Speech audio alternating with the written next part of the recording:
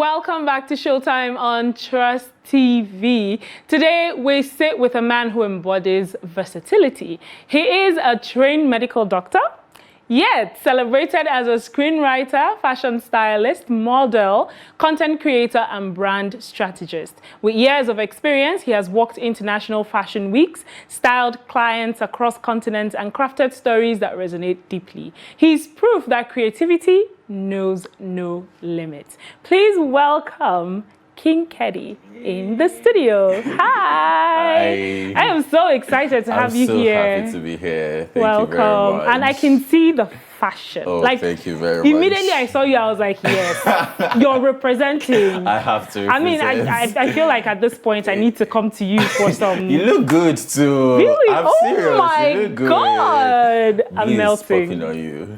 Thank you so much. Welcome. Thank you. Thank you so much. Welcome to the studio. It's wonderful to have you here. Okay, so I know when I said trained medical doctor, first of all, you were like, oh, okay.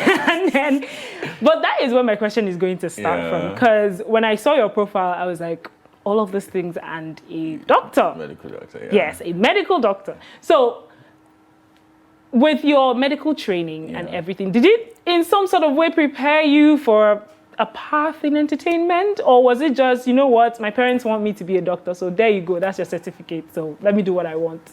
I think it's a mix of both. Okay. So growing up, I always wanted to be in entertainment. Okay. But at the same time, like, medicine was my second choice.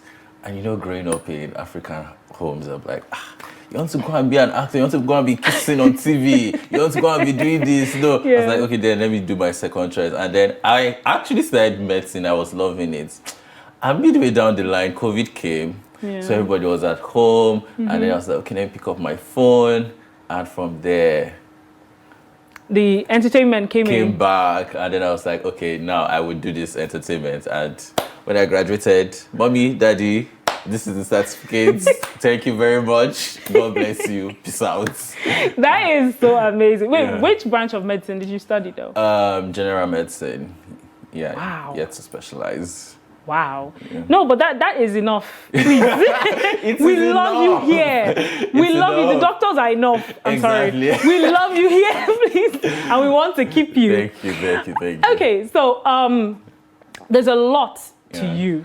But when people tell you who is King Keddy, what do you say first? Do you say, oh, okay, I know the medicine is like way down somewhere. You know, it's like, but who do you say first? A stylist, a content creator? Who do you say? When people ask me, I just tell them that I'm a fashion boy that loves to tell stories.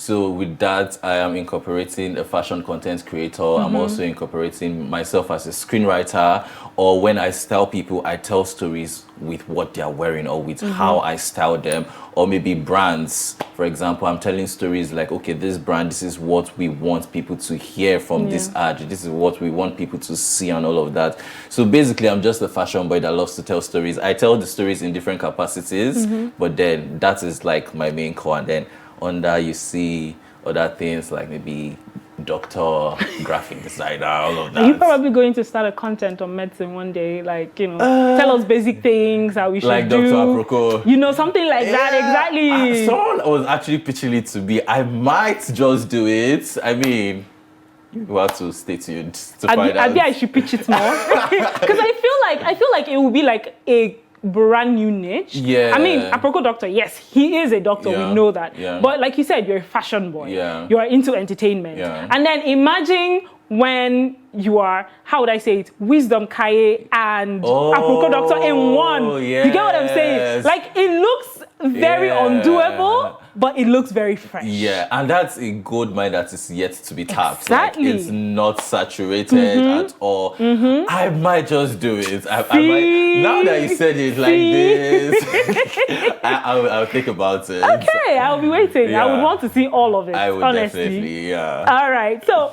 let's talk about fashion, right?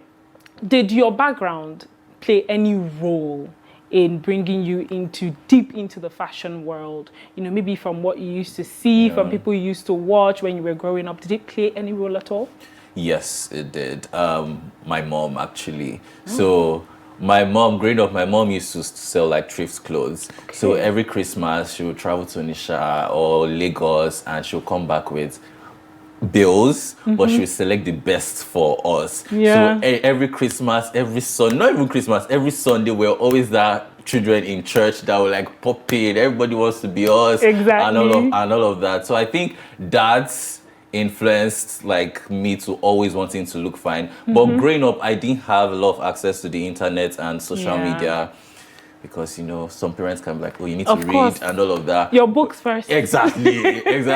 But my mom always made sure that we always look like so good. So I think that's in some way influenced my fashion story. Okay, Yeah. so you're more in the angle of men's fashion. Yes. Right? So, and from everything that you've done, you've styled clients across different Yeah. continents, across the board. What is your philosophy when it comes to men's fashion, men's styling, and helping them become better versions of themselves through clothes, through fashion? Yeah. The first thing if I'm styling someone, the first thing I would want to consider is comfortability. Okay. Are you comfortable in what I want to put you in? Because I feel like with comfortability comes confidence. Yeah. You cannot be confident in something that you're like, I don't know. exactly. And if you're not Yes. confident, you can't sell the clothes. Exactly. So first of all, you need to be comfortable in it. And I try not to limit myself, and I try to help people not limit themselves. Yeah. Like, oh no, a man should not wear this or this, that. Like, if you're okay with it, if you're comfortable with it, and you want me to style you, I will style you in it, and I would push for you to wear, because at the end of the day, wear what makes you happy, what you're Exactly. comfortable in, as long as it's not encroaching on anybody's personal space, that's fine. Okay, so based on what you just said, Yeah. about fashion rules that society have, Yeah. laid upon certain Yeah. people, oh, a man should not, a woman Yeah. should not, this.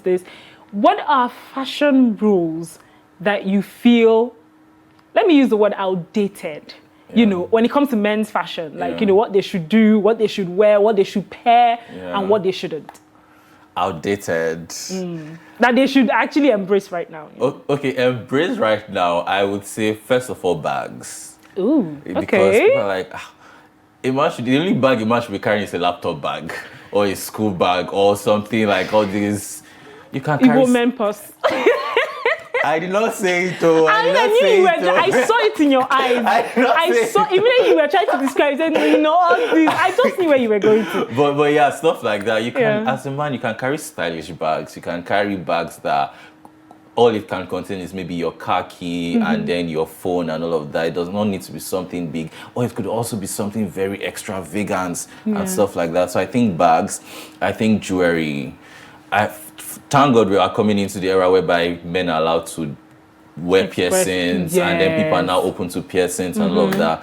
But if you want to wear earrings, rings, like always accessorize, the only thing, some people believe that the only jewelry a man should wear is wristwatch. And I'm like, yes, don't be boring. So boring. Exactly, don't be boring. So you could do that, and the other things that you could do as well, the kind of shoes you wear, you could wear platform shoes, you could wear anything you want to wear, basically. Colors. Yeah. Colors, because when you said something that actually triggered a memory. I was talking to somebody, I think that was like 2 weeks ago or something, and I was saying, oh, I really like it when a man can pull off pink suits. And the person looked at me like, what do you mean pink suits? Yeah. Why would a man wear pink suits? Okay, even if he could wear like just, a jacket. And I'm like, I've seen a whole pink, and they slayed. They did very well. And the person's like, nah, men should not. No. I I actually believe with you. So I'm doing this thing on Instagram whereby my fans tell me, my royal siblings, my family, I don't like calling them my fans, but they tell me colors that I should wear throughout every Sunday in the next month. Oh. So for this month, they picked green and pink. Okay. And people were like, are you sure you will not look like a Power Ranger? Or are you sure like you can rock pink? Or are you sure pink will not look weird and all of that? But pink looks so good on me. And I've actually not seen a man that does not look good in pink. Exactly. Especially a black man. Exactly. It just complements your skin tone. Out of my mouth. Like so perfect. And I'm like, how come I've been sleeping on pink? Because if not prior to now, when my family members told me that, I should try green and pink, I didn't think about it. Although I believe Exactly. like you can wear pink and you could Yeah. play around with pink, but I think people should go for colors, bright colors. Now, if you're getting me clothes in white or black, I'm like, And, all this is too now I want bland. color. Exactly. I want Exactly. color. Give me orange. Give me pink. Give me bright colors. I'm here for it. So yeah, I think men should try colors. Yeah. It's really good, especially black men. Exactly. Thank you for putting that one there. Yeah. Because people do not really understand until they see it. You know, red, orange, like you Yeah. said, pink, Yeah. green, very beautiful, bright colors. Pair them Yes. very well. You know what I think, though? I think that men should get stylists like you. Stop. Honestly, no, I'm being very Yeah, serious. yeah. Because I do not like it when men get stylists who keep with the same rules. Oh, just give him Yes. gray, just give him beige. Give him No, black. give him black, give him navy blue. No, we want to Yeah. see more colors. We want to see you Yes, bright. We want to watch you walk in, and we're like, oh my You God, turn that heads, color. You turn necks. Exactly, Yes. that's what we want. Please get a stylist Yeah. like him. That's all I will say Thank to you, thank you. Drops mic. Okay, so you've worked international fashion weeks Yeah. as well, and I'm sure it must have been surreal. It must have been wonderful. Yeah. What was the experience for you personally, and of course professionally? Personally, it was the first time was like a dream come true, and then obviously there'll be nerves and all of that. And okay, so I worked in Ukraine Fashion Week, and Yeah. then as a black person in the midst of like so many white models, I at some point I was feeling intimidated. At some point I was feeling out of place, but then I just had to speak to myself like, oh, you are here, you are here, and you are the star of the show. So Exactly. walk and feel and move like the star of the show. But it was a really, really good experience. A good experience, I must say that. Yeah. That's amazing. That's very good. Okay, let us go to one of your other talents, Yeah. story writing or screenwriting, yeah. rather. So, what inspires the stories that you tell? My friends, my life, and what I believe in. So, as a screenwriter, or personally, if a producer reached out to me, I would write what they want me to write. Let's say if it's comedy, if it's something like that, for as long as it's not going against my values or morals. But personally, if I'm writing for myself or if I'm just writing to sell, I gravitate towards socially conscious scripts. Like scripts that are talking about the girl-child education, scripts that are talking about like sexual abuse and stuff like that, like sensitive topics. So I think those are things that I feel like we don't have proper representation of that on screen or on media, or we don't hear enough of that, or gravitate towards script about like men getting abused. I'm yet to like count like 5 films that really talk about men being physically abused in marriages or in relationships and stuff like that. But yeah, I think those are my friends. So I like their experience, their stories, and I twist it around, and also my life experience. Yeah. So I'm currently writing this monologue series for someone whereby it was totally inspired by all my exes. So hopefully I pray that when it comes out, although it's twisted and some way, but hopefully they don't sit and they block me, or they don't sit and they cuss me out. But then again, exes for a reason. But yeah, my life and the people around me kind of like inspire the stories I write and stories I tell. Okay, all right, we're going to get back to that, but right now we're going to go on a very quick break. When we return, Showtime continues.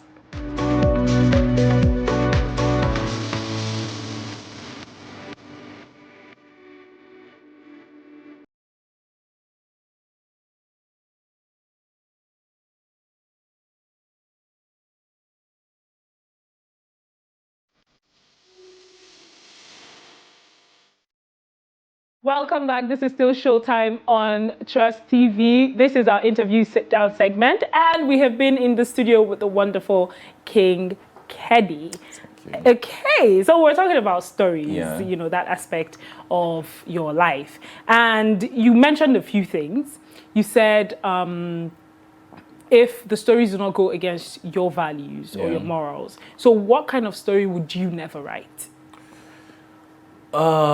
Stories where it says that it's okay to stories about misrepresentation, basically, Okay.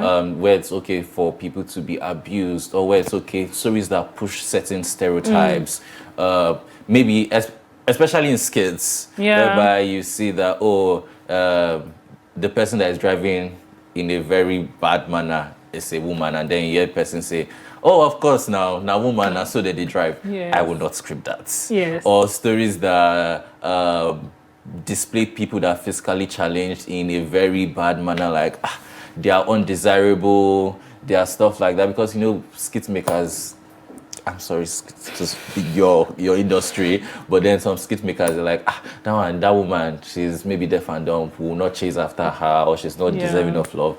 I would not script. I would not script that. So yeah, stories like that misrepresentation and push negative stereotypes, I won't do that. Okay, that is amazing to hear, and thank you for calling them out.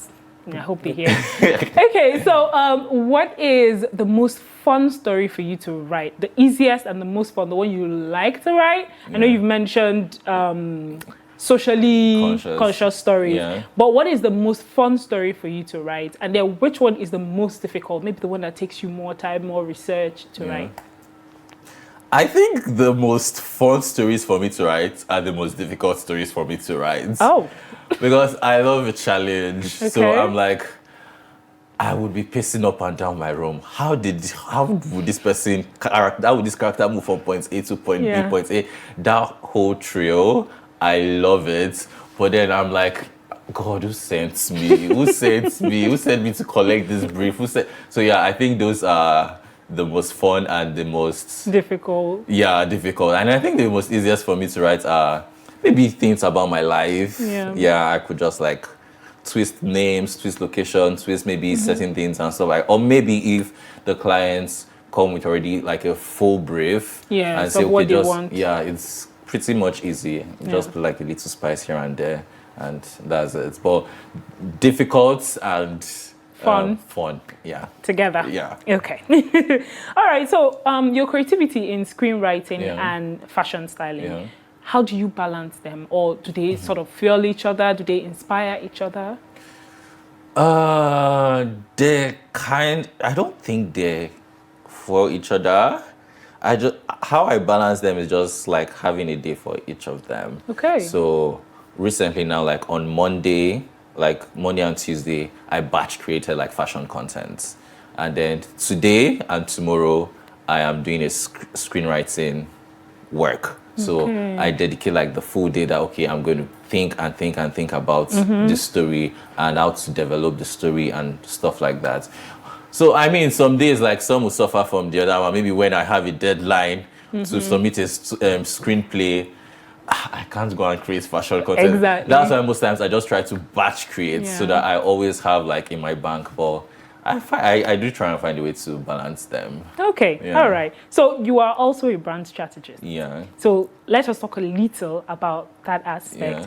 I have a particular question that I want to ask, which, I think I tend to ask a lot of brand strategists, based on a lot of young people are trying to scale their brand. A lot of young people are trying to build their brand. So what is the biggest mistake you see young brands making, especially, when they want to scale? If you were to stand in that point and tell them to do one thing right, what would it be? Know your target audience. As cliche as it sounds, that is where everything falls into.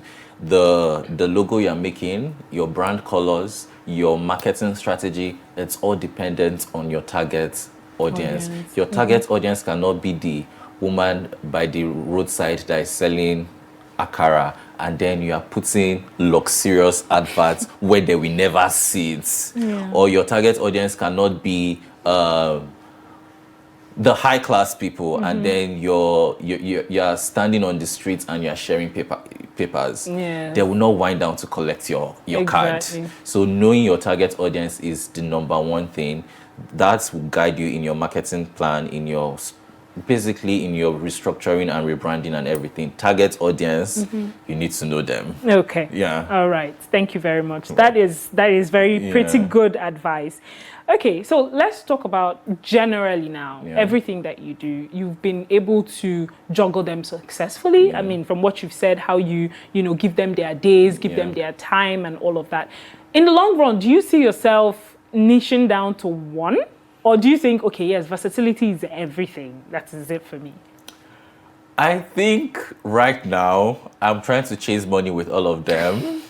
Like, I'm trying to get like fashion gigs, I'm trying to get like screenwriting gigs and all of that. But in the long run, I'm going to niche down to storytelling and filmmaking. Okay. So I would obviously, I would be that director or I'll be that filmmaker that comes to set looking very stylish. But I might not have that time to come and do, get ready with me and I mean, it will be good content, but storytelling and filmmaking will have like the priority, and then any other thing I'm doing, I'll be doing it for passion and not chasing money. So when you're chasing money, you have to show up actively and stuff like that. But in the long run, I would just niche down to like filmmaking, storytelling, directing.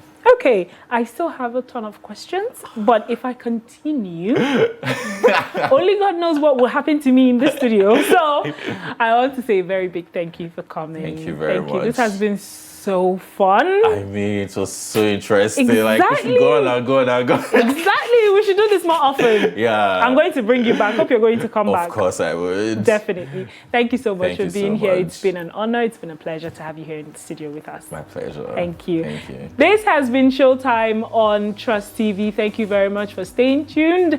Join us again, same time, same station, for another interesting and thrilling episode. My name is Chimmeli.